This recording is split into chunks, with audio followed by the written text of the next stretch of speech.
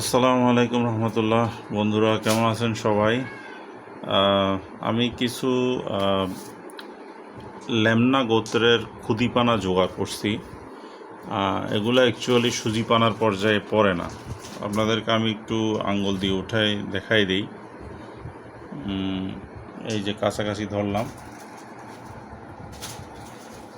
একটা আঙ্গুলের মাথায় নর্মালি 200 থেকে 300টা লেমনা গোত্রের পানাগুলো ধরা যায় আর কি।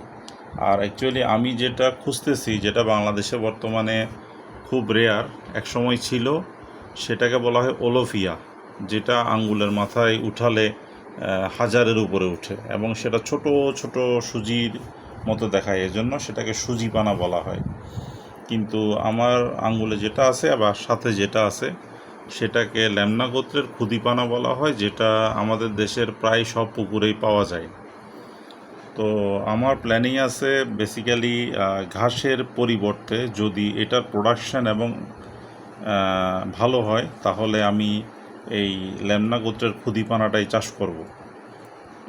আপাতত স্যাম্পল হিসাবে নিয়ে আসছি, এটা দেখতেছি।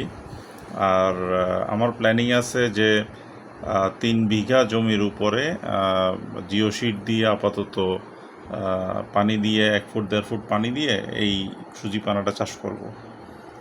তো এই সুজি পানাটা বেসিক্যালি এটার প্রোটিন 35 থেকে 45 হয়ে থাকে, তথ্য অনুযায়ী আমি যা জানলাম আর কি চ্যাটজিপিটি থেকে। আর লেমনা গোত্র আর যেটা হচ্ছে ওলোফিয়া গোত্রের যেটা আরও ছোট ছোট আছে, যেটা আমি পাচ্ছি না, সেটাও প্রোটিন রেশিও প্রায় সেম। এখন ঘাসের নর্মালি প্রোটিন থাকে 8 থেকে 11%, যেগুলো হাইব্রিড টাইপের ঘাস আছে, যেমন অজানা হাইব্রিড, যেটা পানিতে জমে, পাকচং পানিতে জমে, জার্মান ঘাস কিছু পানিতে জমে। এরপর রিসেন্টলি বেরিয়েছে যে গুয়েতেমালা ঘাস, নেপিয়ার ঘাস, জারা ঘাস। তো এগুলো তো আমাদের এলাকাটাতে একটু পানি নিচে থাকে, এই জন্য 3 মাস পানি নিচে থাকে, এই জন্য অজানাটা আগে আমরা প্রেফার করতেছি বেশি।